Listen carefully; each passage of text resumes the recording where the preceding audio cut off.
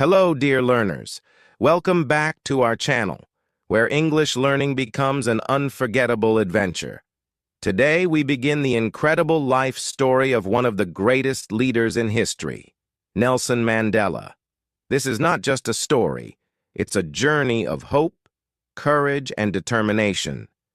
Listening to this story will help you improve your English vocabulary, pronunciation, and listening skills.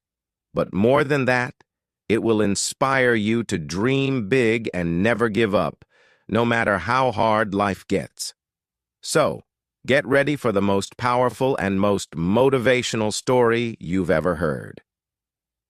Let's start the journey of Nelson Mandela, a man who changed the world. Nelson Mandela was born on July 18, 1918, in a small, quiet village called Mvezo in the Eastern Cape of South Africa. His birth name was Rolihlahla Mandela, which, in the Xhosa language, means pulling the branch of a tree. Some people also say it means troublemaker, a name that would later reflect his boldness in challenging injustice. He was born into the Thembu royal family, a tribe known for its rich history and culture.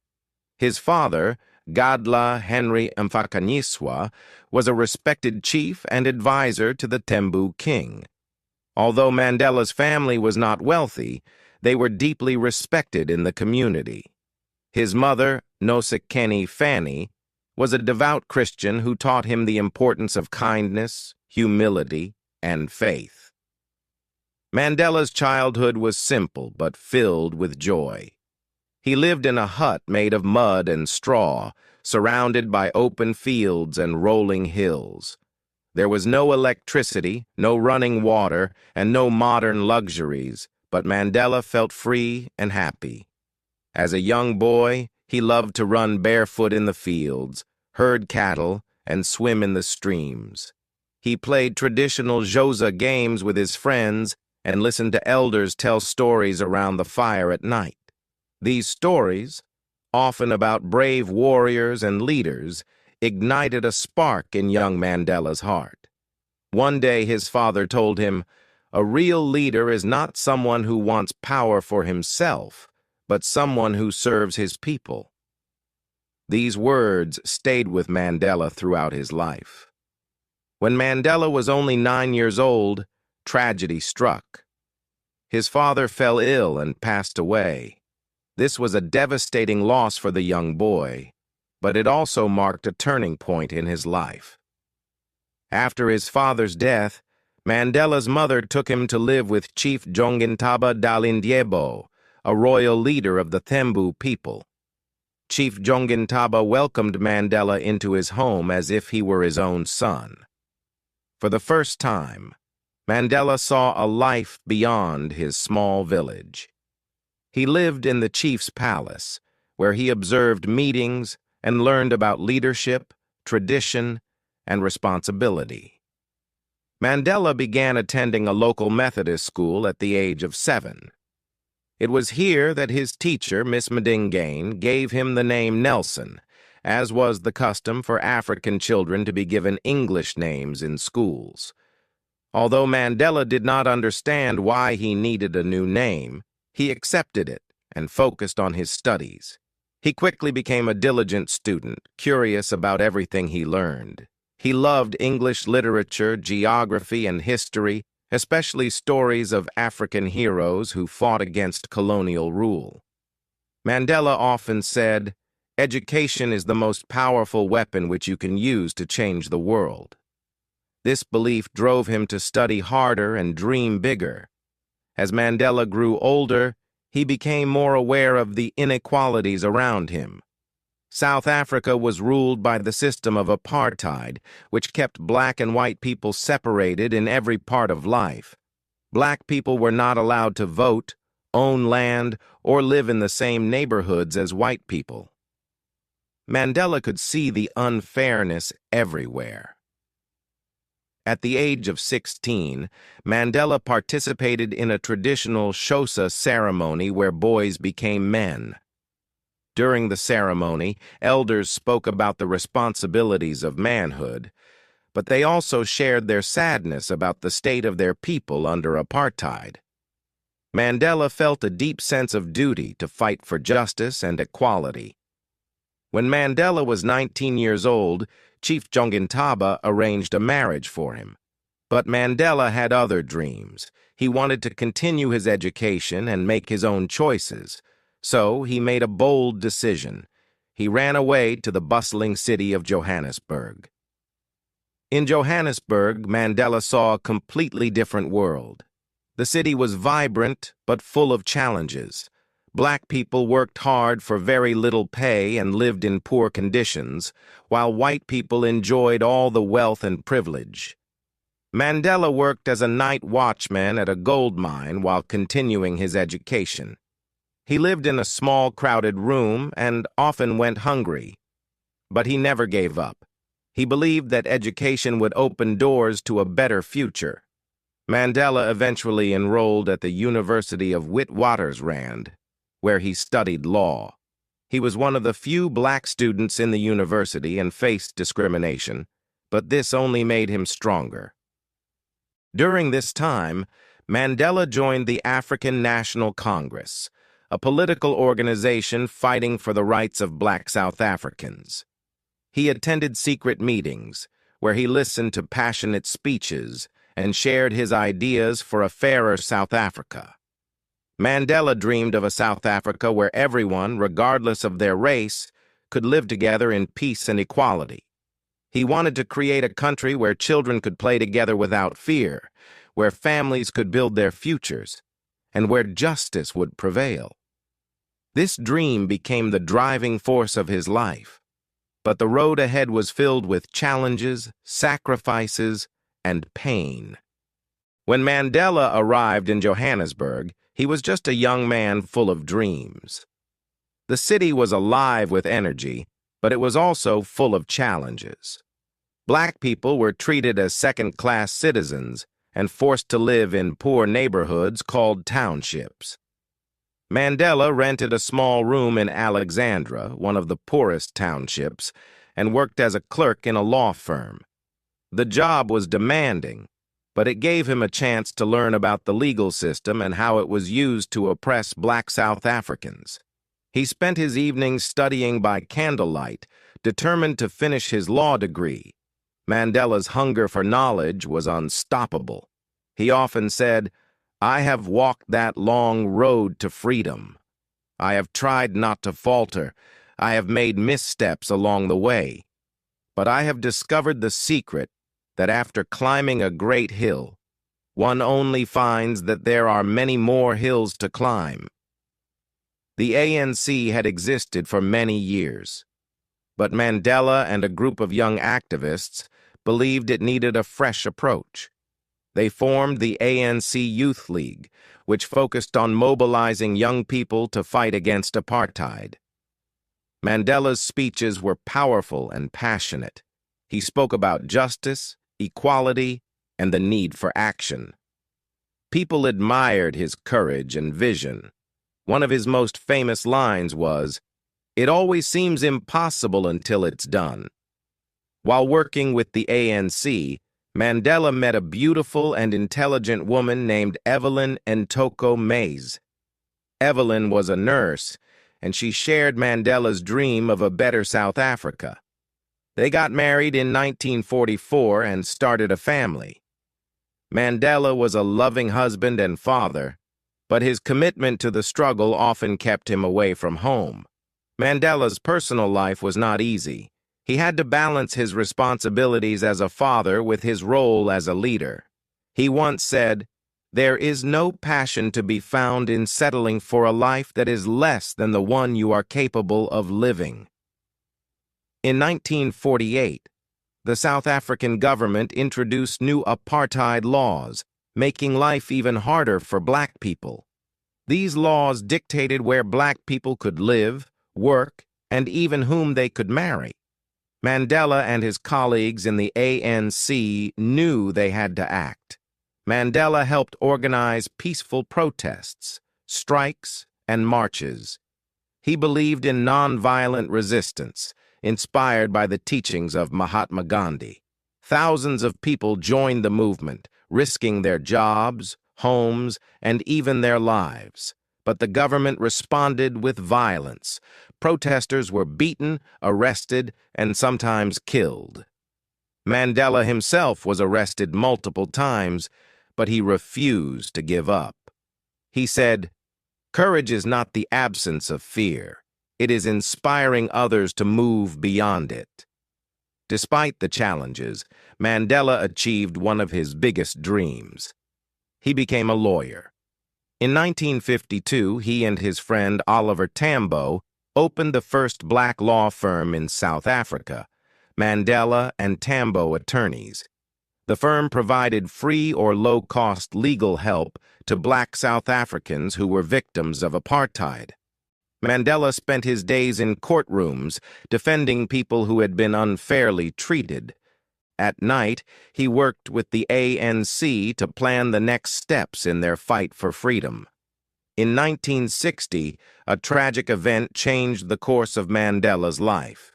During a peaceful protest in the town of Sharpeville, police opened fire on the crowd, killing 69 people and injuring hundreds more.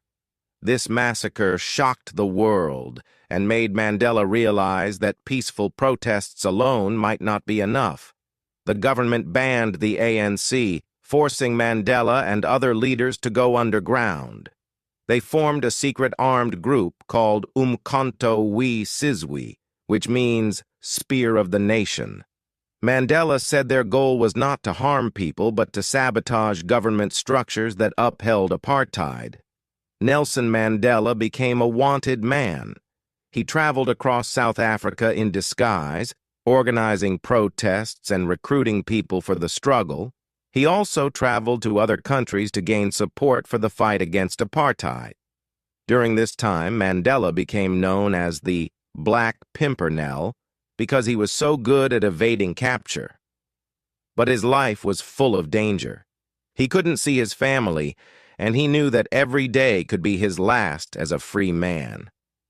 In 1962, Mandela was arrested and charged with sabotage, treason, and attempting to overthrow the government. He used his trial as a platform to speak out against apartheid. In his famous speech, he said, "I have fought against white domination, and I have fought against black domination. I have cherished the ideal of a democratic and free society in which all persons live together in harmony and with equal opportunities. It is an ideal which I hope to live for and to achieve. But if needs be, it is an ideal for which I am prepared to die."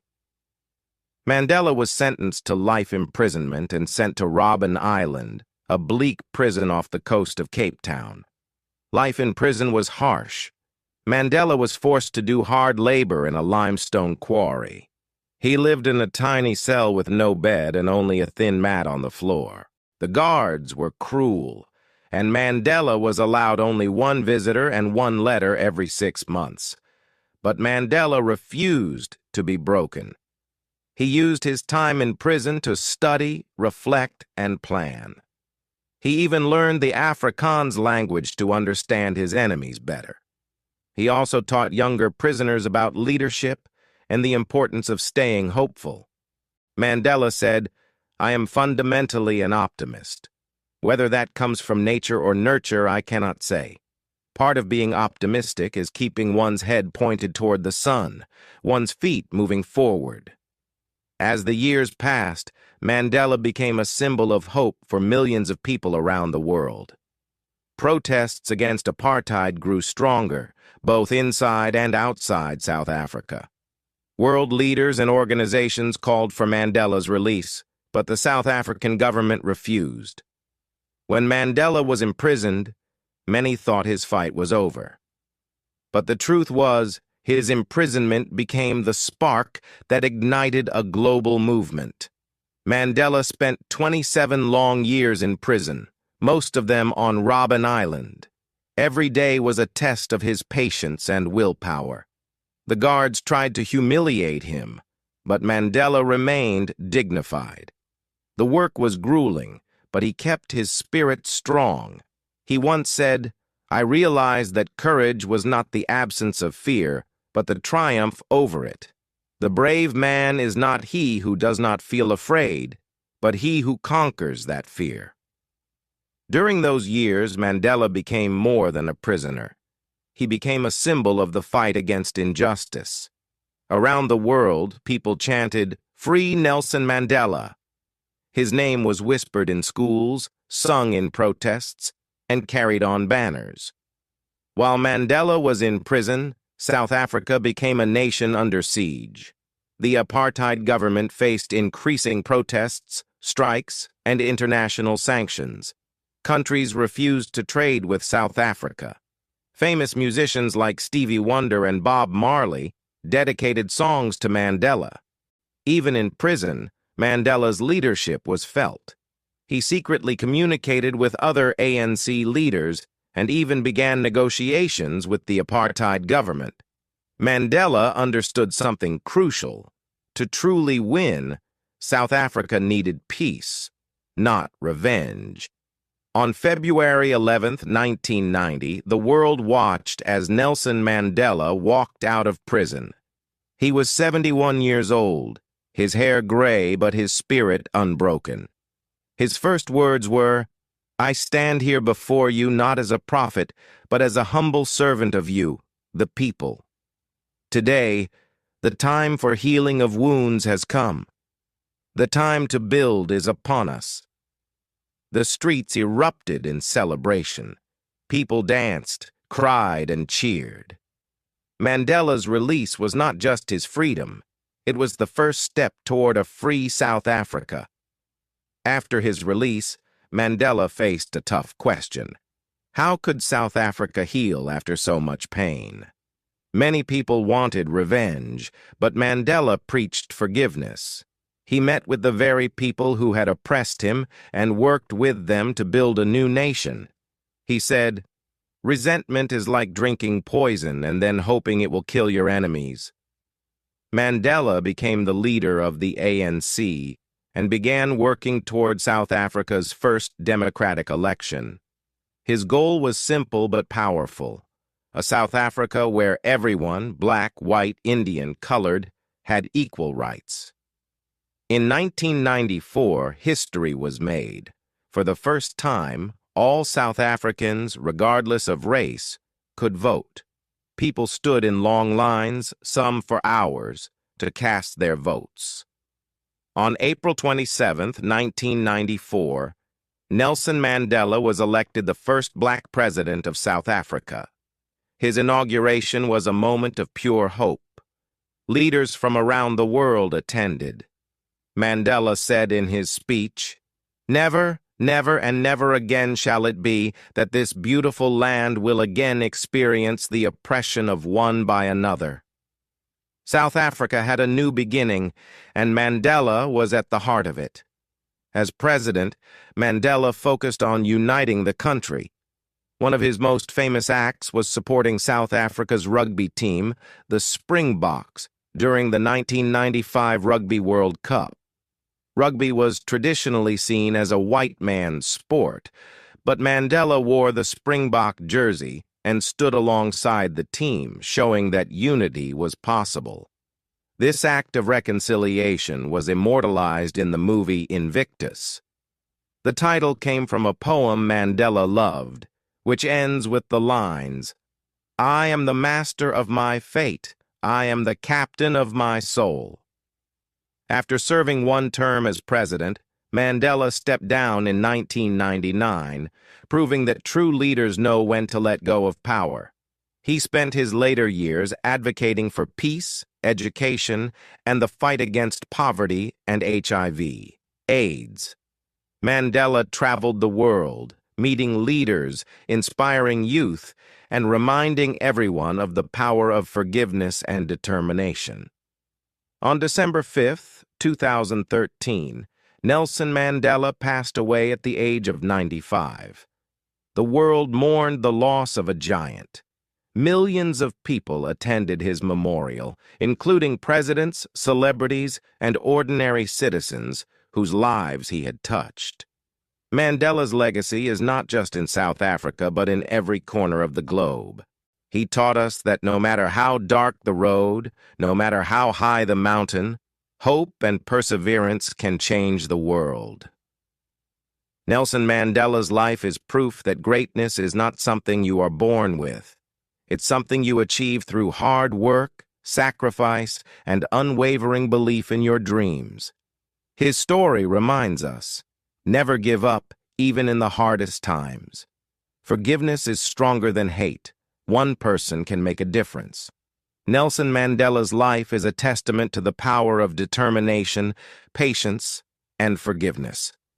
He spent 27 years in prison for a cause he believed in, and when he was released, he could have chosen revenge or anger. But instead, he chose peace. He showed the world that even in the darkest moments, we can still choose the light of hope and love. Mandela's journey was not easy. There were many times when he could have given up, many times when life seemed impossible. But he kept moving forward. He knew that change wasn't easy, but he believed that small steps could make a big difference. He showed us that we don't have to be perfect, but we must never stop trying. In every challenge he faced, whether it was in the streets of South Africa or in the cold cells of prison, Mandela always remembered his dream of a free, equal, and peaceful world. And even though his fight was long, it wasn't just about him. He fought for the future of his children, his grandchildren, and for the generations to come. Mandela said, "I never lose. I either win or learn." This shows us that failure is not the end of the road. Every time we fall, we can rise again. Every mistake is a chance to learn, to grow, and to become stronger. No matter how many times life knocks us down, we can always stand up and keep going. His life teaches us that no matter where we come from or what we face, we all have the power to make a difference. We can be leaders, even in the smallest ways. It doesn't matter if we're not famous or powerful like Nelson Mandela. Every kind word, every act of kindness, every moment we stand up for what's right. These things matter. Mandela's story is a story for everyone. It shows that no matter how hard life gets, we have the strength to keep moving forward. You have the power to overcome any obstacle. You are stronger than you think. So remember Nelson Mandela when you feel like giving up. Think about the hardships he faced, the struggles he endured, but most importantly, think about how he kept going. He didn't let anything stop him, and neither should you. Your dreams are worth fighting for, and you have everything inside you to achieve them. Mandela's journey wasn't just about changing South Africa, it was about changing the world. And he did. He inspired millions, and his message will continue to inspire for generations to come. So take his story to heart. Never forget that with hope, love, and determination, you can make the world a better place. In Mandela's words, "The greatest glory in living lies not in never falling, but in rising every time we fall." This is where we end the story of Nelson Mandela, but his legacy lives on in all of us. Remember, you have the power to overcome any challenge, no matter how impossible it seems. Thank you for joining me on this journey. If you feel inspired, share Mandela's story with others. Together, we can carry forward his message of hope, unity, and freedom. Don't forget to like, comment, and subscribe to our channel for more powerful stories like this.